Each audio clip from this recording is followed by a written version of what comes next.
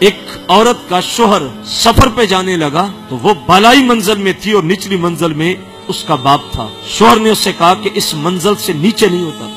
شوہر چلا گیا سفر پہ. باپ بیمار پڑ گیا تو اس نے حضور کو پیغام بھیجا کہ یا رسول اللہ صلی اللہ علیہ وسلم، میرے شوہر نے جاتے مجھے حکم دیا تھا کہ اس چار دیواری سے، گھر سے، منزل سے نیچے نہیں اترنا. میرا باپ بیمار ہے، کیا میں عیادت کو جاؤں؟ اللہ کے رسول فرمایا نہیں، شوہر کی فرما برداری کر. لمحے گزرے، خبر ملی کہ باپ انتقال کر گیا. پھر پیغام بھیجا کہ حضور میرا باپ انتقال کر گیا، شوہر نے کہا تھا نہیں اترنا، میں باپ کا چہرہ دیکھ لوں؟ اللہ کے رسول فرمایا شوہر کی فرما برداری کر. باپ انتقال بھی کر گیا، باپ کا جنازہ بھی ہو گیا، باپ کو دفن بھی کر دیا.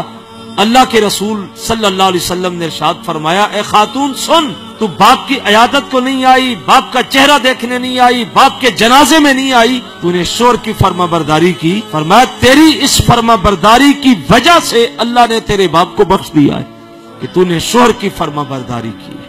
آج عورت اپنے آپ کو دیکھے کہ کیا اس کے سامنے جو شوہر ہے اس کی فرما برداری اس کے پاس کتنی ہے. آج اکثر گھروں کا جھگڑا جو ہم جان رہے ہیں کہ جب تک بچے چھوٹے ہیں شوہر کے اوپر سب کچھ ہے تو فرما برداری ہے، اور جب بچے جوان ہو گئے، پیسہ کمانے لگے، تو بیسیوں گھروں کی یہ داستان ہم نے سنی ہے کہ عورت اپنے مرد کو سمجھتی کچھ نہیں. وہ کہتے ہیں میرے بچے جوان ہو گئے، بچے میرے کما رہے ہیں، بات ختم ہو گئی. لہجے بدل جاتے ہیں، انداز ہی بدل جاتے. خواہ زمانہ کما کے تیری گود میں دنیا کے خزانے ڈال دے، اللہ اور اس کے رسول کی نظر میں اتنی دیر تک تو مقبول نہیں ہے جب تک تو اپنے شوہر کی فرما برداری نہیں کر لے.